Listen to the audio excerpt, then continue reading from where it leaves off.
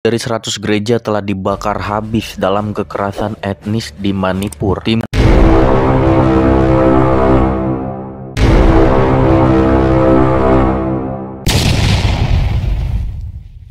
Video berikut.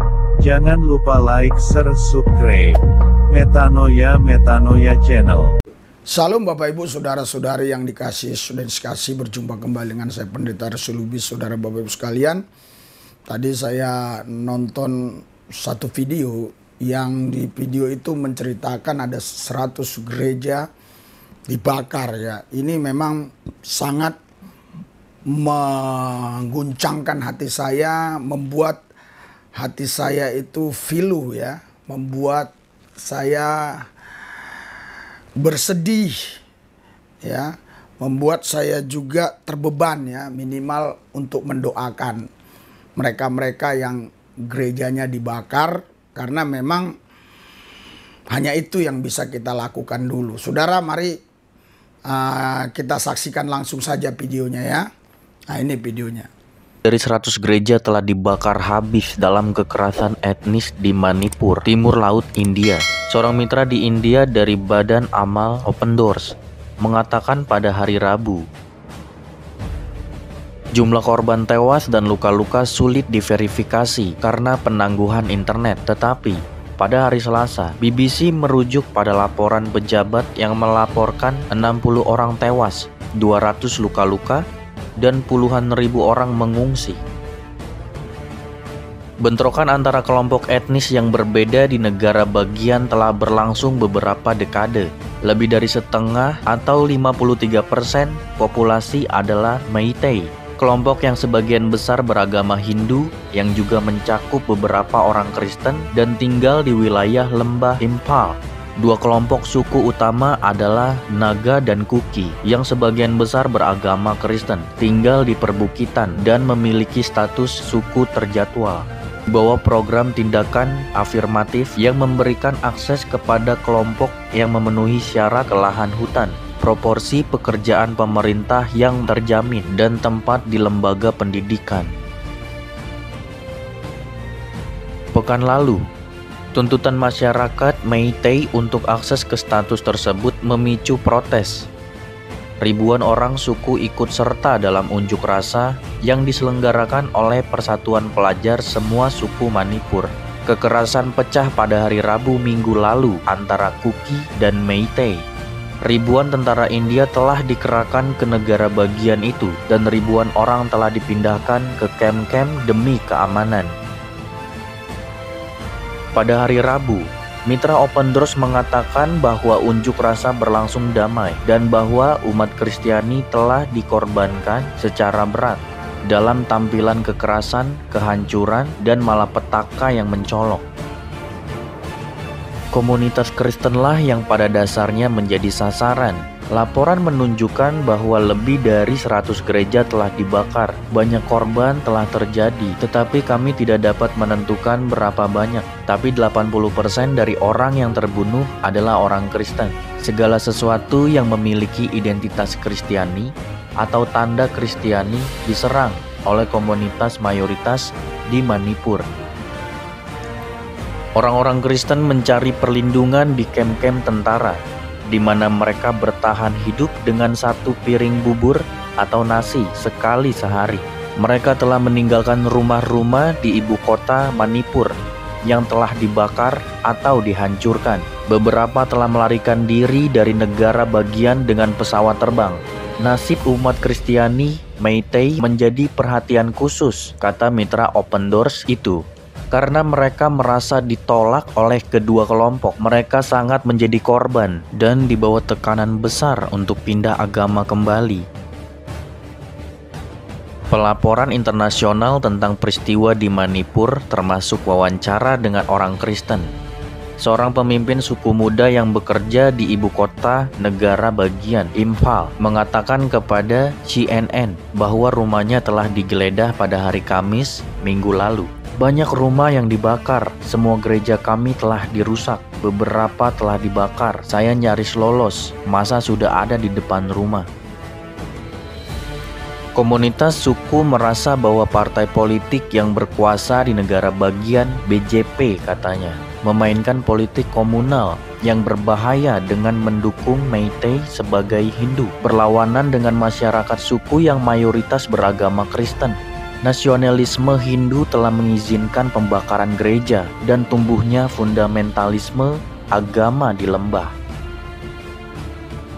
Dia menyimpulkan, orang-orang Manipur adalah korban dari politik identitas yang mematikan, yang membuat mereka tidak dapat melakukan percakapan di seluruh komunitas. Politik identitas harus diganti dengan politik yang mengarah pada pembangunan dan perdamaian.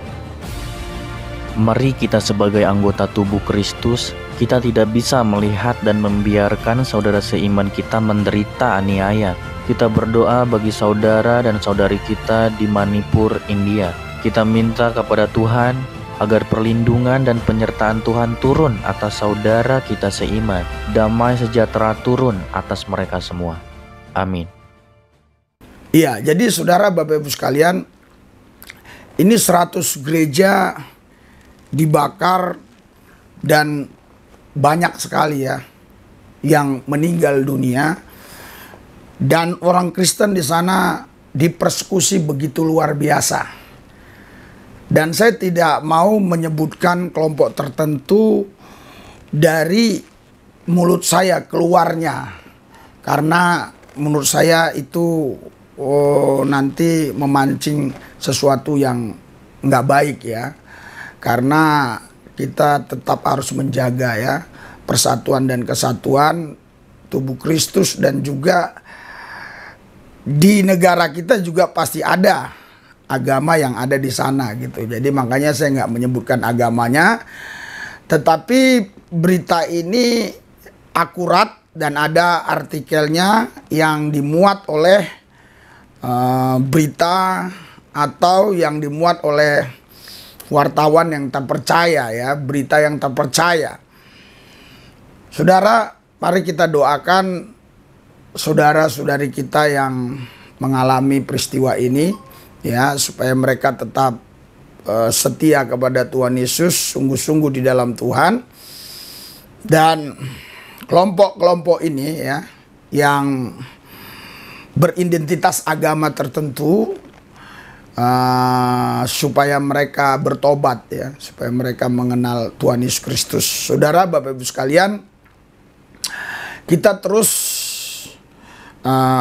melayani dan tanpa lelah kita melayani. Kita bawa terus jiwa-jiwa kepada Yesus sekalipun dalam situasi kondisi apapun. Contohnya ini dalam pelayanan kami ini ya, yang biasa dilakukan berapa orang, tapi hendaklah semakin giat lakukannya menjelang hari Tuhan yang semakin dekat. Jadi saat ini kita lihat kan, dunia ini nggak ada kepastian, ya kan? Kita harus bisa mengenal siapa Tuhan itu ya, karena firman Tuhan bilang begini Pak ya, saya akan bacakan Pak ya. Firman Tuhan bilang umatku binasa karena mereka tidak mengenal Tuhan ya. Jadi orang kalau nggak kenal Tuhan itu binasa Pak. Ya, di sini di Hosea dikatakan begini Pak ya. Saya akan bacakan ya, Hosea pasal 4 ya Pak, saya bacakan di sini ya. Haleluya, haleluya. Iya, saya akan bacakan Hosea 4 ayat 6. Umatku binasa karena tidak mengenal Allah, karena engkaulah yang menolak pengenalan itu, maka aku menolak engkau menjadi imamku, dan karena engkau melupakan pengajaranku, pengajaran Allahku, maka aku juga akan melupakan anak-anakmu. Jadi ingat Pak ya, Bu, Pak ingat di sini ya. Di sini dikatakan umatku binasa. Binasa itu artinya masuk neraka. Masuk neraka. Binasa masuk neraka. Nah terus kenapa masuk neraka? Nggak kenal Tuhan. Ya. Kalau nggak kenal Allah, nggak kenal Tuhan, masuk neraka. Kalau nggak kenal Tuhan. Iya, ya. Terus di sini dikatakan kenapa nggak kenal Tuhan? Bukan Tuhan yang nggak mau kenalkan dirinya. Tuhan Allah yang roh, yang goib udah datang. Dia bilang, akulah Mesias, akulah air hidup. Ya kan? Kalau kau minum air Yakub, kau haus minum air daripada kau hidup selama-lamanya. Akulah pokok anggur yang ngomong Yesus. Kalau kamu tinggal dalam aku, kamu berbuah. Yesus bilang,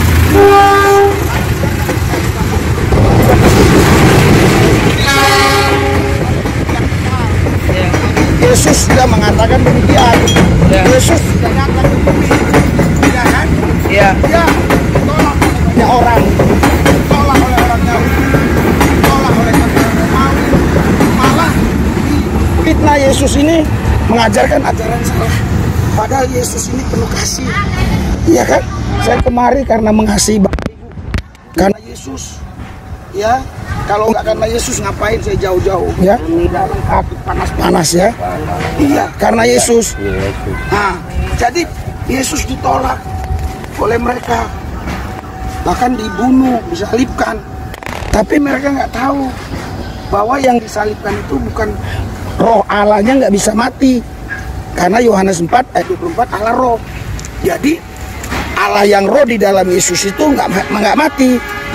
Manusia Yesus itu Efesus 2 di situ dikatakan sebagai manusia dia mati. Efesus 2:16. Nah, roh Allah nggak mati. Roh bisa mati nggak, Pak? Roh bisa mati nggak? Enggak ya? Iya. Roh ibu bisa mati nggak? Enggak. Tubuh ibu bisa mati nggak? Iya. Bedanya, Pak, ini bapak ini agak paham. Kalau roh bapak, ya bapak mati, rohnya tinggalin bapak dong. Ah, bener kan? Iya. Terus roh bapak bisa bangkitkan diri bapak nggak? Nggak bisa. Tapi roh Allah bisa nggak? Bisa. Jadi Yesus itu roh Allah itu, Pak. Iya. Mati suri ya. Banyak uang orang ngerti, Pak. Banyak uang kini orang ngerti kok. Makanya bilang, masa Tuhan mati, masa Allah mati. Terus kalau Tuhan mati, siapa yang bangkitkan Tuhan? Tuhan nggak mati, Allah nggak mati. Iya. Yang mati itu adalah manusia Yesus itu, Pak. Iya. Paham ya? Paham. Nah, paham ya? Nah, jadi eneng 4 roh yo. Ingat, Pak ya. Ada roh Allah, roh Allah, Gusti. Ada roh manusia, kita roh manusia, Pak.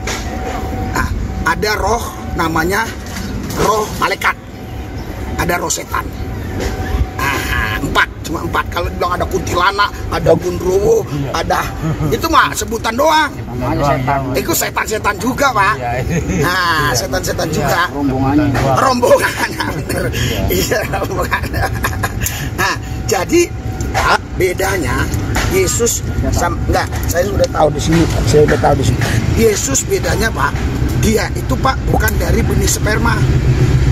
Bukan benihnya Yusuf, Pak.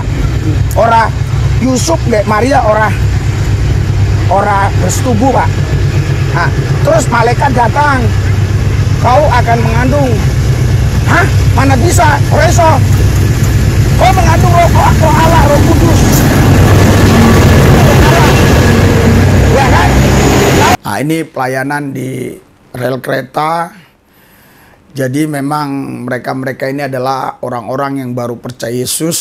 Bahkan di antara mereka mungkin hanya 1-2 orang yang sudah dibaptis, yang lainnya belum.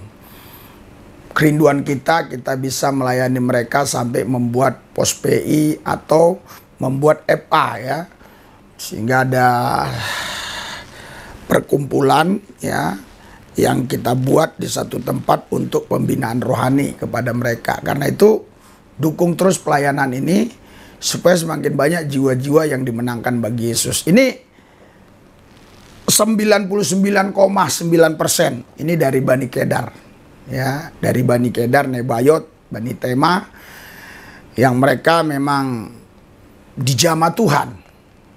Karena tidak mungkin seseorang bisa percaya Yesus kalau bukan Roh Kudus itu yang membawa orang itu untuk mengenal Yesus. Jadi bukan karena gagah kuat kami dalam memberitakan kebenaran, tetapi karena Roh Kudus bekerja sehingga banyak Bani Kedar, Nebayot yang mau ikut, ya, untuk dibina, untuk dilayani, sehingga mereka makin hari makin terus mengenal Tuhan secara pribadi. Mari kita tundukkan hati pikiran kita berdoa. makin hari makin banyak jiwa-jiwa dimenangkan bagi Yesus. Dan saudara-saudari kita yang di India, kita doakan supaya mereka tetap terus ya tegar kuat di dalam Tuhan. Walaupun gereja mereka dibakar, tapi hati mereka tetap ke Yesus, pikiran mereka ke Yesus. Gereja mereka dibakar, tapi mereka merasa dibakar oleh api roh, sehingga berkobar, menyala, menyambar terus hidup mereka ya di dalam Tuhan. Yang sudah mendukung pelayanan kami ucapkan terima kasih banyak ya. Pelayanan sampai ke desa-desa, sampai ke pedalaman-pedalaman. Dan juga ini kita hari Senin kita akan berangkat ke Tasik ya, untuk membesuk Pak KC di Lapas Ciamis ya. Karena itu doakan supaya semua berjalan dengan lancar.